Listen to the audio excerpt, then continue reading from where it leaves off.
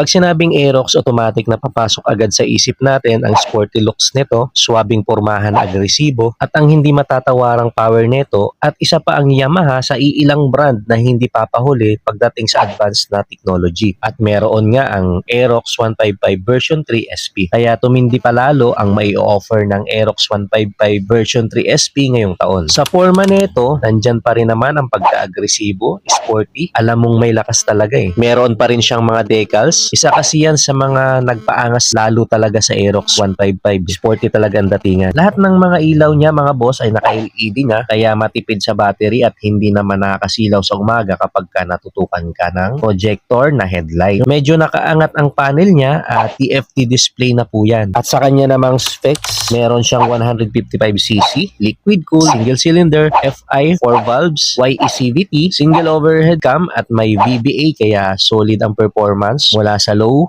mid to high RPM na may maximum power na 15.4 horsepower at 8,000 RPM at 14.2 Newton meter of torque at 6,500 RPM. Kung front pocket dito or compartment, equipped na rin siya ng USB Type-C na charging port. Keyless pa rin naman ang motor na to na 5.5 liters. At ang underseat compartment naman niya ay napakalawak din, na kasyang-kasya talaga yung full face na helmet. At ang Aerox 155 SP ay may dalawang riding mode, touring mode at sports mode. Meron din siyang 3-level ng shift mode, kaya parang semi-automatic na din siya. Equip pa rin naman siya ng Yamaha Y-Connect, ang ABS dito sa kanyang harapan, at equip pa rin naman siya ng TCS or traction control system. Equip din siya ng ESS or emergency stop signal. Smart motor generator na din ito, kaya tahimik, smooth at hindi ma-vibrate, lalo na kapag pinastart natin ang motor. Meron pa rin naman siyang auto start and stop system. Nakasubtank na po yan. Telescopic fork dito sa may harapan.